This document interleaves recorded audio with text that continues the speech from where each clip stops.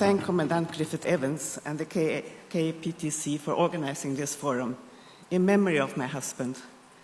As my late husband often said, there's much more in this world that unites us than there is that divides us.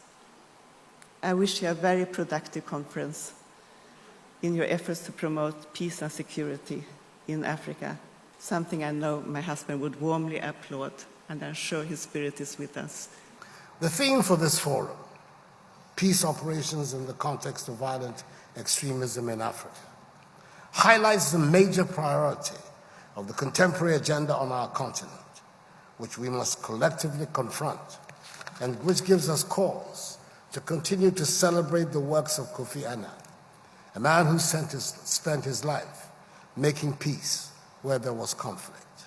Ladies and gentlemen, over the years, we have learned, most often through bitter experience, that terrorism and violent extremism are not restricted to particular geographic locations or jurisdictions, as the impact of a single terrorist incident in one part of the world resonates throughout the world. West Africa in recent years has become a hotbed of terrorist and extremist activities as a result of greater activism of groups operating in the northeast of Nigeria, the Lake Chad Basin, Mali, and the Greater Sahel. Endemic poverty and widespread disillusionment amongst youth in Africa are not only providing fertile breeding grounds for those who want to cross the Sahara Desert on foot and the Mediterranean Sea in rickety boats in the hope of finding a better future in Europe, but also for a new generation of terrorists and violent extremists. Despite it being a beacon of peace, stability, and democracy in a region that is plagued by the activities of terrorist and extremist groups, Ghana must know she cannot be immune from terror attacks. She is determined, however, to deepen the religious tolerance and peaceful coexistence that exists between the majority Christian and the minority Muslim religious groupings in the country. They are hallmarks of our nation, which we cherish. In aid of the global call to action against terrorism and violent extremism, Ghana has signed and ratified a number of international instruments aimed at the prevention and suppression of international terrorism. The contents of these instruments have also served as guides in the formulation of our counterterrorism policy, which seeks to prevent acts of terrorism in the country. The counterterrorism policy has led to the setting up of a counterterrorism unit within the National Security Council Secretariat to lead and coordinate our efforts in the fight. Ghana has adopted a well-coordinated interagency approach, which encourages the timely sharing of information and intelligence, operational coordination, and joint strategy formulation, and has proved essential towards ensuring the efficient execution of the country's counterterrorism policy. Ghana continues to establish closer ties and good working relations with security organizations in West Africa in a bid to improve the collaborative framework within the region. She's a regular participant in the meetings of the Committee of Intelligence and Security Services of Africa, CISA, an AU body.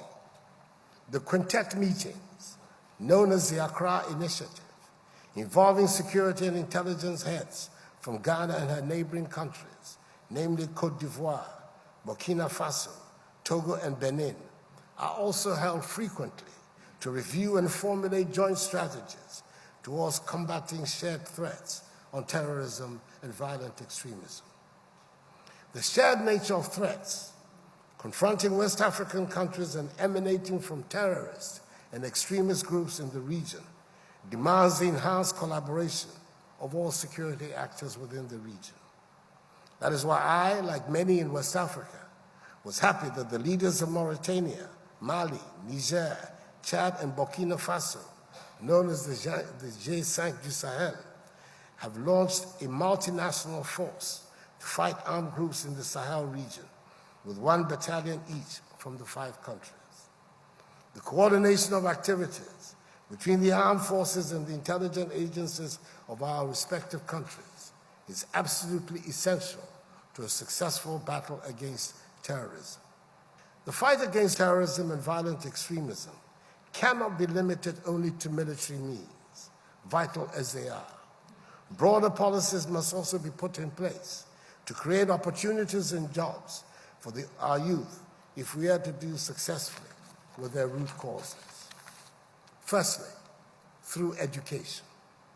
We have as a matter of great urgency to ensure access to education for all our youth. We're told that 89 million young Africans of school-going age are not in school. That has to stop, and stop now. In Ghana, at great cost, we have, since my assumption of office in January 2017, instituted a system of free secondary education, which has increased enrollment by nearly 50%. From this month, when schools reopen, 1.2 million Ghanaian children will be beneficiaries of the free senior high school policy, the highest number of pupils in secondary school in our history. The cost of providing free secondary school education will be cheaper than the cost of the alternative of an uneducated and unskilled youthful workforce that has the capacity to retard our development and to pose a threat to the peace and stability of our nation. The terrorism and violent extremism constitute major threats to the very survival of our nations, and it is my fervent wish that we leave this year's forum with a renewed sense of purpose and a clear strategy which will help us win the fight against terrorism and violent extremism in Africa, and by so doing, guarantee continental peace and security essential to the socio-economic development of Africa. May God bless Mother Africa and us all. I thank you for your attention.